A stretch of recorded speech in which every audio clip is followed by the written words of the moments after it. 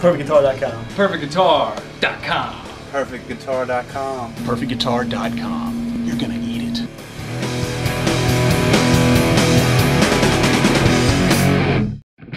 PerfectGuitar.com. It's gonna be good. Hi, I'm Brant. Welcome to another episode of the Perfect Guitar Podcast. Thanks to Jackson Guitars, we're here today in the Woodlands, Texas to interview Phil Collen from Def Leppard. We caught up with Phil and Def Leppard while on support of their Downstage Thrust tour.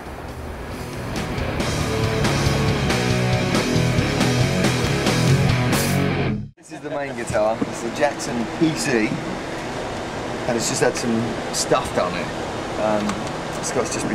We've just got this titanium block, which has completely changed the sound. Check this out. So you won't be able to hear this, but you may get a little bit. So that's just a regular sustain. That's the high octave.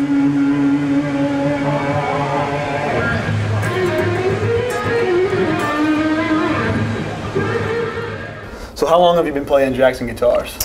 Got my first Jackson. Actually, Mutt Langer turned me on to Jackson guitars. We was writing Hysteria, which was '84. What initially attracted you to play Jackson? You know, I love Les Pauls and I love the sound of Les Pauls. Even when I'd play Strats before, they'd have, you know, humbuckers in them, and you know, that hybrid Strat thing. I guess that whole Eddie Van Halen thing. I liked the idea of a whammy bar, but I wanted it to sound like a Les Paul. So again, it goes back to the Van Halen thing. I don't really like playing Stratocasters because I don't like where my palm lands on the bridge, and I don't like I always turn the knob down by mistake. So, you know, the PCs, we just kind of eliminated a few things. It's got a maple top, it's got, you know, mahogany back and that. So it's kind of like a Les Paul Strat, you know. Tell us a little bit about your relationship with with Jackson, and what actually goes into designing a signature guitar. Initially, we had another Phil Collen model out before that, which was, you know, all curved and a kind of an arch top kind of thing. That was over a few years. Grover would draw up some ideas and cut out pieces of wood and send them to me. I've still got a bunch of them in my attic and stuff. You know, you ended up actually getting a part of it you liked and everything, and finally, you know, we hooked up with a guitar that kind of worked. It's a sustainer driver that you're using there. Tell us a little bit about how you use it and actually what makes a sustainer driver work. Basically, the sustainer, it's a Floyd Rose sustainer. On the Hysteria album, I used an EBow a lot, and we just would multi-track stuff, and it was obviously a pain in the ass because you had to hold this EBow thing here. I saw a sustainer on a Hamer guitar, a Sustainiac, and I think Fernandez done one.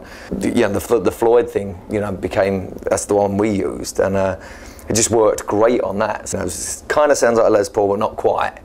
Doesn't really sound like a Strat, but you can clean it up a bit. So it's like a Fender. I prefer Tellies. I actually like Telecasters, and I like playing them. But so it was a hybrid of the whole lot, and the sustainer just added to it because I was always a Hendrix freak, and just the whole sustain and breaking it into feedback thing. That's where that came about.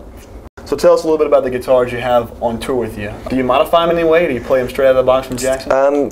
Just the neck is the only thing that we change. You know, I have the fattest neck. We've just upped all the string gauges on all the guitars, because before it was like some were 13s, some were 12s, and now they're all 13s. Do you have any special guitars on tour with you now? I've got, last tour I had the Bela Lugosi glow-in-the-dark Jackson from the 80s. Other guitar from that period was a Crackle black Jackson Dinky, and I was straight through neck. That was actually on the record on Pour Some Sugar on Me, and a few other little things, few lead things. So I've got that out on tour, and it hadn't been out for a good 15 years, that one.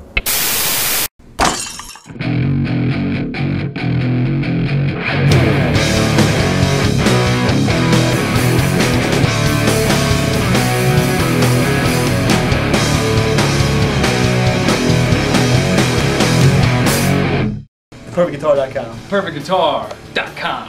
PerfectGuitar.com. PerfectGuitar.com.